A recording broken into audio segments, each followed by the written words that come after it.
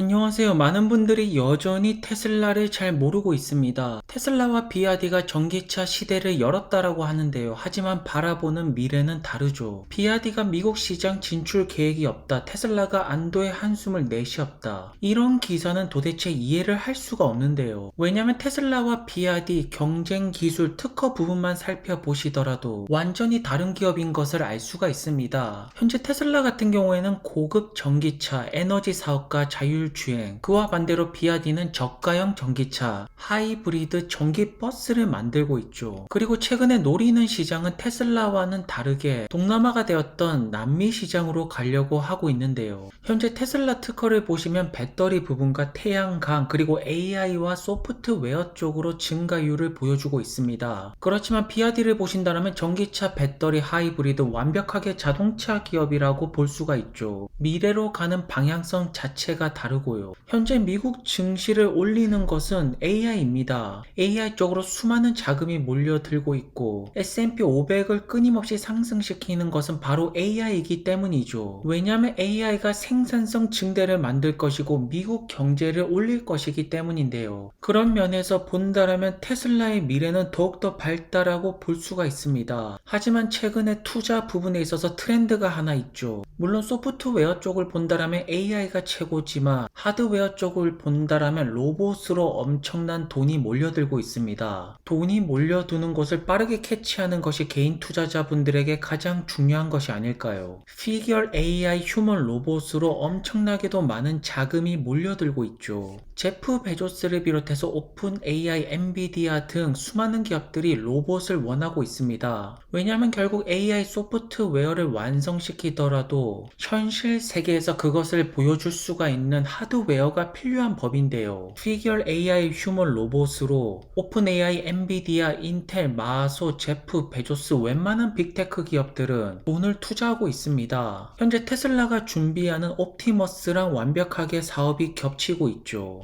그리고 일론 머스크의 대답이 무엇입니까? 바로 덤벼라입니다. 오픈 AI가 되었던 마소가 되었던 엔비디아가 되었던 인텔이 되었던 제프 베조스가 되었던 덤벼라고 하고 있습니다. CEO가 이 정도 자신감은 보여야지 주주들이 믿고 투자를 하는 것이고 남자가 이 정도 자신감은 있어야지 세계를 바꾸고 새로운 혁신 기술을 만들어 줄 것이 아닙니까? 무언가 자꾸 안정적이고 안전하게 회사를 운영한다라면 새로운 혁신은 나오지 않습니다. 물론 오픈 AI에다가 휴머노이드 로봇이 더해진다라면 강력한 라이벌이 될 수가 있겠죠. 하지만 일론 머스크는 옵티머스가 주인공이라고 합니다. 현재 도조 슈퍼컴퓨터가 트레이닝을 돌리는 AI 기술력, 그록 AI 음성 보조 시스템, 이 모든 것들이 옵티머스에 장착이 될 것이고 현실 세계와 가상 세계를 잇는 역할을 할 기업이 바로 테슬라가 되겠죠. 이러한 미래를 본다라면 지금 주가는 저렴하다라고 볼 수가 있고요. 현재 RBC 캐피탈에서는 테슬라의 배터리 사업 부분이 자동차보다 커질 것이라고 하였고 모건 스탠리 같은 경우에는 FSD 소프트웨어 쪽의 가능성을 더 높게 보고 있습니다. 결국 FSD가 완성이 된다라는 것은 옵티머스 역시나 완성이 된다라는 것이고 인류의 미래는 밝게 빛나게 될 것입니다. 그래서 현재 투자 관점에서 본다라면 소프트웨어 AI가 원탑이고 하드웨어 쪽을 본다라면 전기차, 배터리, 로봇이 있겠네요. 그리고 이 모든 것들을 다 하는 테슬라가 바로 종합 선물 세트입니다. 현재 미국 시장을 본다라면 새 차 구매에 있어서 4분기 때 9%가량이 전기차를 구매하였죠. 하지만 이 수치가 줄어들 것이냐? 많은 정부들이 전기차 전환율을 높이기 위해서 투자를 하고 있고 인프라를 깔고 있습니다.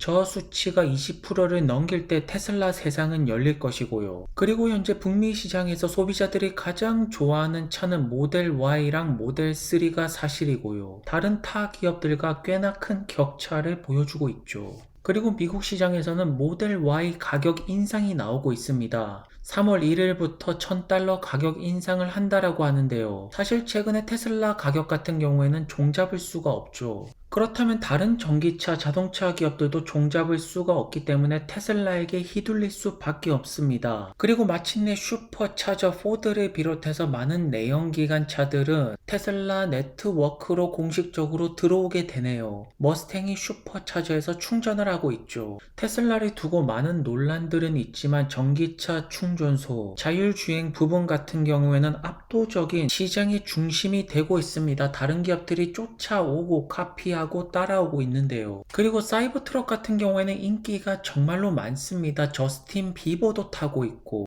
헐리우드 유명 배우들은 사이버 트럭을 선택하고 있습니다. 오타니 역시나 테슬라 차량을 타고 있네요. 사실 사이버 트럭이 아니더라도 많은 전기차가 있습니다. 하지만 결국 슈퍼차저에서 충전을 해야 된다는 거. 결국 1등 기업은 테슬라가 될 것이고 2등 기업은 테슬라의 인프라를 얼마나 잘 활용을 할 수가 있냐. 테슬라랑 파트너십을 공고하게 맺는 기업이 2등이 되겠네요. 그리고 현재 중국 전기차 같은 경우에는 죽을 맛입니다. 가격 때문에 올렸다가 내렸다가 정신을 못 차리고 있죠. 그리고 테슬라는 다시 한 번 더 세게 받기를 하고 있습니다. 중국에서 새로운 프로모션을 진행하고 있죠. 보험 보조금으로 8천 위안을 3월 31일 전까지 딜리버리를 받는 분들에게 제공한다라고 합니다. 테슬라가 이런 프로모션을 진행한다라면 중국 전기차 기업들 또 다른 프로모션을 진행할 수밖에 없고 손실 폭은 커지고 마진 폭 역시나 더욱더 커지겠죠. 그래서 최근에 중국 기업들이 테슬라에게 화해의 손을 내밀고 있습니다.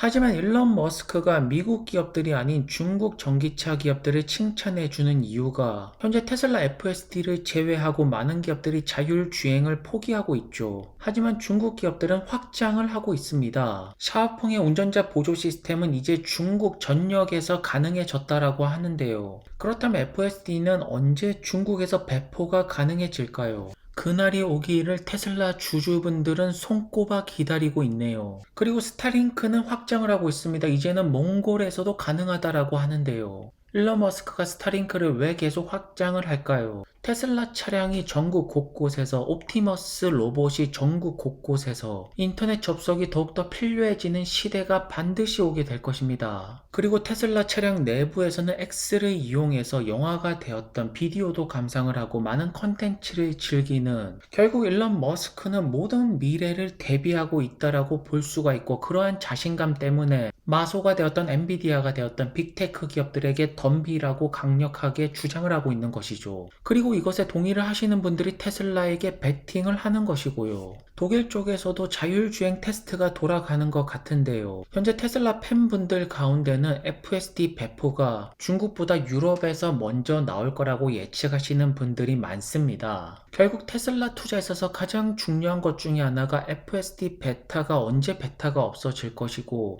어떠한 버전에 도착을 해야지 그 넘길 수 없는 포인트가 넘어가게 될지 그 순간을 기다리고 기다림의 연속이 되는 것이 결국 투자가 될 것이고 하지만 확신만 있다라면 일론 머스크에 대한 믿음만 있다라면 충분히 길게 가져갈 수가 있다라고 보여집니다. 물론 테슬라를 두고 약간 노이즈도 나오고 있고 비판하는 목소리도 나오고 있는데요. 하지만 그 미래를 보신 분들은 여전히 테슬라를 사랑하고 있다라는 점이겠죠. 결국 현재 한국 분들은 테슬라, 마소, 엔비디아 쪽으로 베팅을 걸고 있습니다.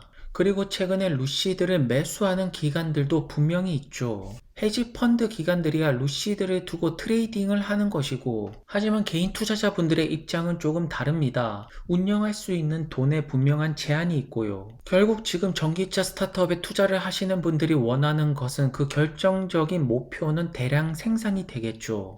예전에 루시드 공장 같은 경우에는 주차장이 꽉 차고 딜리버리가 빨리 되어라 이렇게 말씀하시는 분들이 많았습니다. 하지만 최근에 공장을 보신다라면 생산 대수가 줄어들면서 주차장이 꽤나 널널해 보이고 있는데요. 그리고 많은 주주분들은 그래비티가 출시가 되면서 다시 한 번 더 애리조나 공장이 주차장이 꽉 차면서 딜리버리가 빠르게 되는 그날을 기다리고 있는 것이 아닐까요? 다만 조금 아쉬운 것은 루시드가 시장의 기대치에 부합을 하려면 테슬라의 모델 S만큼의 판매 대수는 나왔어야 되는 것입니다. 1.87%는 달성을 했어야겠죠. 그렇다면 올해 루시드는 루시드 에어 판매를 통해서 테슬라 모델 S 그 퍼센테이지까지 갈 수가 있을까요? 거기까지만 가더라도 주가 반등은 나오게 될 것인데요. 최근에 현대가 루시드 에어 차량을 테스트하고 있다는 소식이 들려오고 있습니다. 현대가 보여주고 있는 그랜저, 소나타 디자인을 본다라면 루시드 에어 디자인과 비슷한 차량이 또 나오지 않을까 싶고요. 그리고 루시드와 파트너십을 맺은 에스턴 마틴은 운전자들은 전기차를 원하지 않는다 이런 말을 하고 있네요. 현재 사우디 쪽에서 루시드 에어 차량을 받으시는 분들이 나오고 있습니다. 사실 미국과 유럽 시장과는 다르게 중동 시장 같은 경우에는 사우디가 인프라도 깔고 파트너십도 맺어주고 구매도 해주면서 이쪽은 그렇게 크게 걱정할 필요가 없겠네요. 그리고 R&D 센터 쪽으로 돈을 투자를 하고 있는 루시드입니다. 어쨌든 투자 관점에서 중요한 하드웨어가 전기차 배터리 로봇인데요. 루시드가 특화가 된 것이 아무래도 배터리 패키징이라고 볼 수가 있습니다. 하지만 배터리 패키징이 배터리 셀 대비 대량 생산, 스케일 시키는 부분에서 어려움이 분명히 있지만 결국 계약을 따내야 될 것이고 시어의 물량이 늘어난다라면 조금 좋은 소식이 들려오지 않을까요? 어쨌든 올해 루시드에게 가장 중요한 것은 루시드 에어 판매를 테슬라 모델 S만큼은 팔아야 된다. 그래야지 주가 상승의 가능성이 보여지게 되는 것입니다. 그리고 리비안 같은 경우에는 많은 소비자들이 좋아하고 잘 팔리고 있다라고 볼 수가 있는데요. 왜냐하면 테슬라의 모델 X랑 비슷한 판매량을 보여주고 있죠. 아론S는 성공적인 모델이라고 볼 수가 있습니다. 그리고 아마존 같은 경우에는 리비안에게 확실한 베팅을 걸었죠. 아마존의 AI 기술력, 데이터 기술력이 리비안 차량으로 장착될 확률이 높은데요. 하지만 리비안을 근본적으로 본다면 역시나 대량 생산이 될 것일까? 대량 생산이 돼야지 돈을 벌고 흑자로 돌아서고 주가는 저 높이 날아갈 수가 있죠. 하지만 올해 같은 경우에는 전기차 스타트업들 가이던스도 그렇게 높게 나오지 않고 있고 안 좋은 전망치가 많은데요. 하지만 리비안 공장에서 주목해야 될 것은 주차장이 꽤나 꽉 차 있고 그 중에서도 딜리버리 밴이 엄청나게 많이 보이고 있다라는 점인데요. 정말로 딜리버리 밴 물량이 쏟아지고 있습니다. 이 수많은 밴들이 아마존으로 딜리버리가 될 것이고 지금 AT&T 같은 경우에는 테스팅을 돌리고 있죠. 그렇다면 커머셜 부분에서 또 다른 어닝 서프라이즈를 충분히 기대를 해볼 수가 있지 않을까요? 현재 많은 분들이 리비안 대량 생산을 계산할 때 아론 플랫폼으로 계산을 하는데요. 딜리버리 밴이 분명히 변수가 될 수가 있습니다. 그리고 테슬라 슈퍼차저로 빠르게 적용을 하고 오픈하는 리비안, 굉장히 유연한 정책을 보여주고 있습니다. 현재 리비안을 긍정적으로 보시는 분들은 100% 이상의 상승률을 보고 있지만 이 정도 큰 상승률이 나오려면 4분기 때 반드시 흑자로 돌아서야 될 것입니다. 물론 현재 리비안을 두고 전기차 스타트업 손실 폭이 너무 크다 이런 안 좋은 이야기들도 있는데요. 가장 중요한 것은 아론S는 성공한 모델이고 많은 미국 분들은 7만 달러 이상 고가의 전기차 아론S를 선택하고 있는 것이 바로 사실이죠. 결국 많은 소비자들이 만족하고 좋아하는 제품을 내놓는 기업들은 성공할 수밖에 없다라고 보여집니다. 그리고 팔란티어의 시장 접근 전략은 무엇일까요? 바로 그냥 우리가 모든 시장을 먹겠다라는 것입니다. 엄청난 자신감을 보여주고 있죠. 그리고 오늘 장이 끝나고 S&P 500 편입 기업들 발표가 나오는데요.